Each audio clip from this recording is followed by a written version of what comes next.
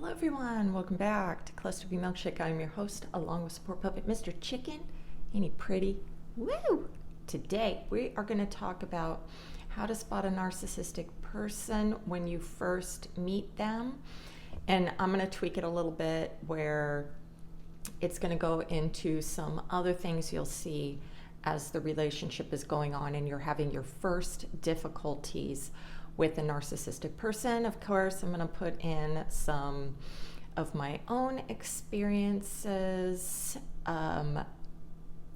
Usually when I talk, I might, talk about myself if I have an epiphany, but things that I've seen happen outside of myself too. Okay? So, with a narcissistic person, they are going to be 4 things I want to talk about that they are going to show straight away. Okay, yes, I have done this when I first meet people. And I'm going to tell you how they're going to react when these things are fearful, when they are fearful of them being taken away.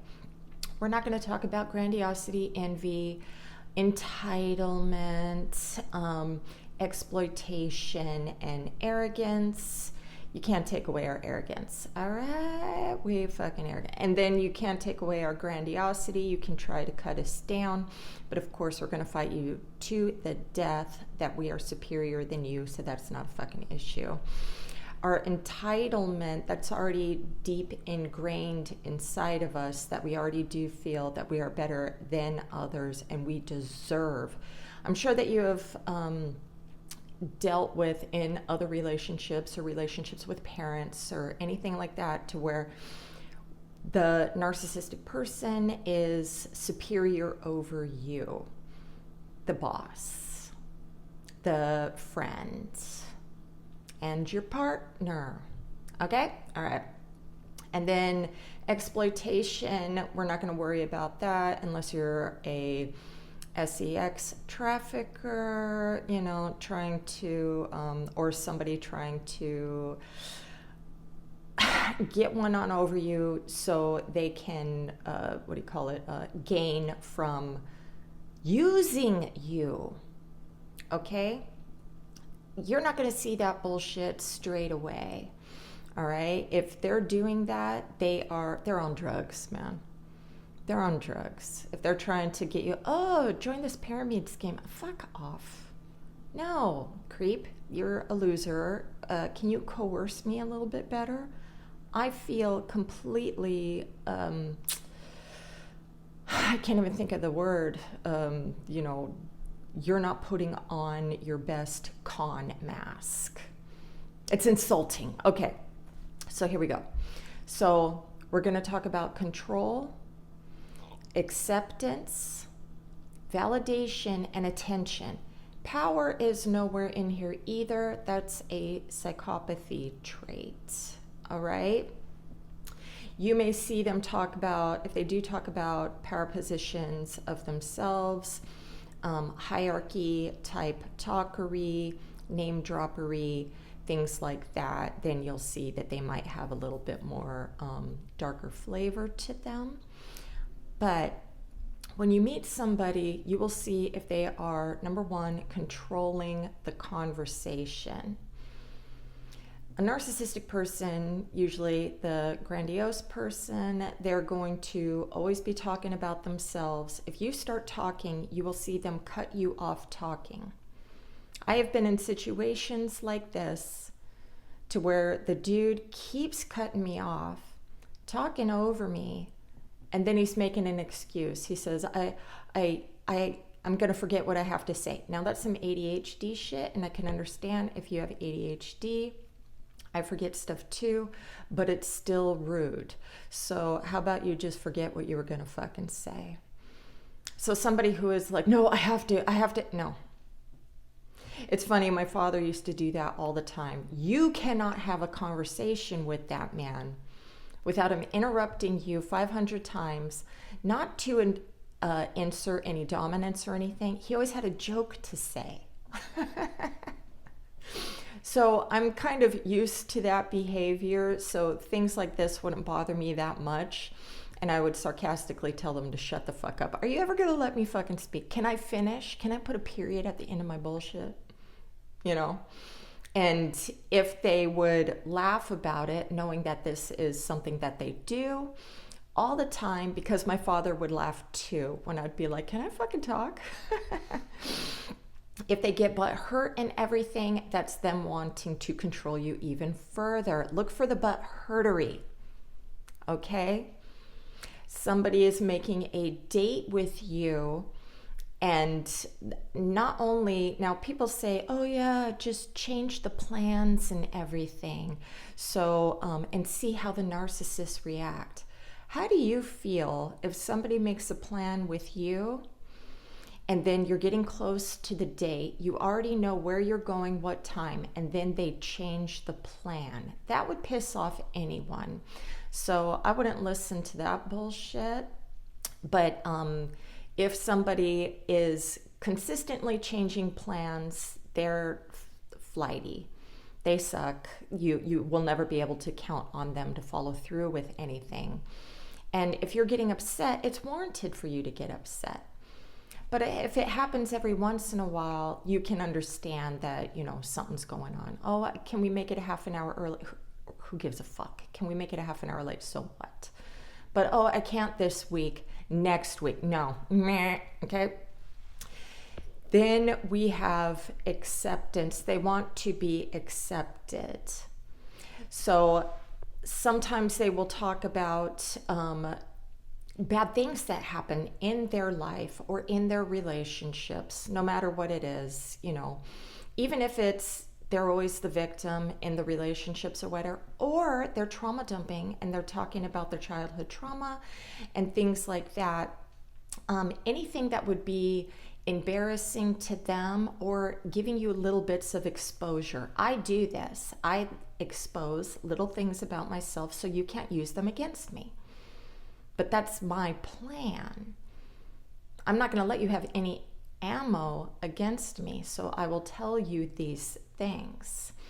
But it does, you know, enmesh in with, I want to see if you're going to accept me for the things that I tell you about me. Also, you know how narcissistic people and the like, they tell you who they are straight away. So when you start to see the bad behaviors, it's a total cognitive dissonance right now, because we're telling you that we do have these bad traits, but you don't see them right now. So you're like, you have nothing to, there is no test that, you know, you are able to witness. And when I mean test, I'm thinking like scientific hypothesis and fucking coming to a conclusion, and you have all these fucking variables and nothing has happened yet, you know? So they're telling you, but you keep that in the back of your mind.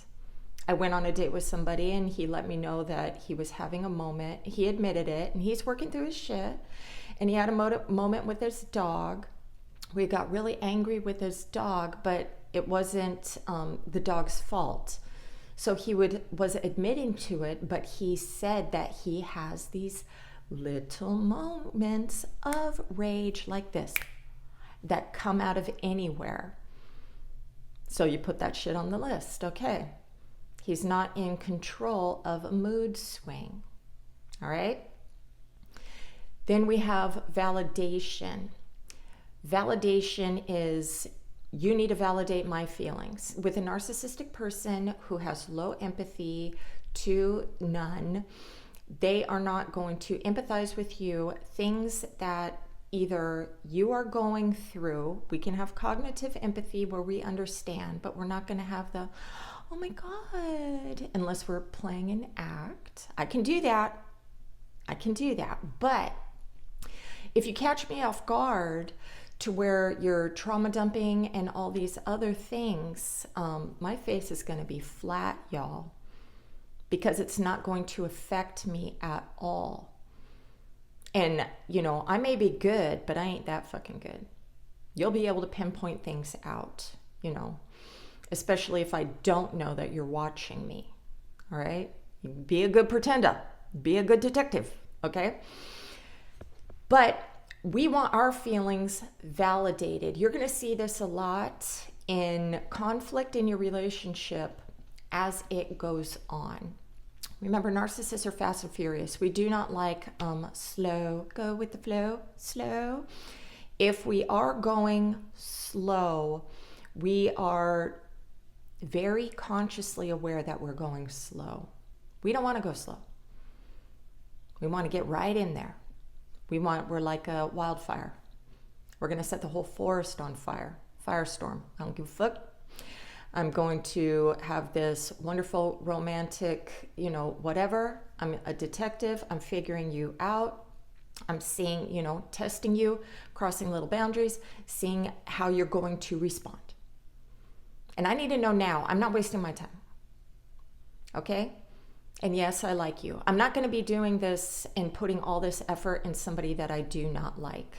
I know it sounds weird, like paradoxical or whatever. Like, you're doing all these, funk behaviors and you like me? Yeah, I like you. Okay? All right. Then there is the attention. Okay? So, if we want attention on us, this is when we're going to be telling you, depending on who the person is. Me, I'm going to be saying, oh yeah, what I do for a living, how I fucking help people. And this is also, if I do tell you, and I usually do early on in the relationship, that I'm diagnosed with these things and how I'm using them for good instead of evil. But you don't know all the unconscious things that go on with me. I'm putting I'm shining bright, man. And I'm telling you really quick and dumping all this good stuff that I am doing for my community and everything, so I'm shining the altruistic, selfless light. And I'm not telling them about the transactional shit that I'm getting back. I'm getting attention. You have to pay attention to that. You pay attention, okay? Then, somebody's going to be, this can go along with name dropping, things that they have accomplished in their lives, people that, not people, but the car that they drive, wherever they live. If they have money, they're going to be like, oops, look at my paycheck, look how much money I have, look at my retirement, and shit like that. They're going to even buy you things for attention for themselves, okay? Like the ones that are always giving gifts and things. I'm not saying that it's a bad thing. But you cannot be selfish and be like, oh, I deserve. Believe that you deserve on the inside. Hell to the fuck yeah. But don't be arrogant about it, okay? And they're gonna, they want you to see them, me, us, as, shining bright, oh my God, you're the sun and I can't help but, a moth to the flame type shit. So with all of these 4 things, these are things that we fear most of losing. How do we stop that from happening?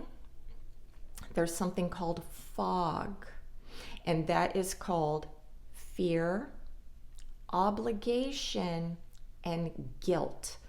So we will use fear, either fear of you losing us. The lower life forms will use, fear of intimidation of physical violence. You're a piece of loser shit if you do that, because you do not have the fortitude to use mental gymnastics. You suck. All right. Then there's obligation, as in you are obligated to me and to my needs. So I do not lose control over you. You are obligated to validate my feelings when, I'm having either illogical or logical upsets. All right. And attention. Okay? You are obligated.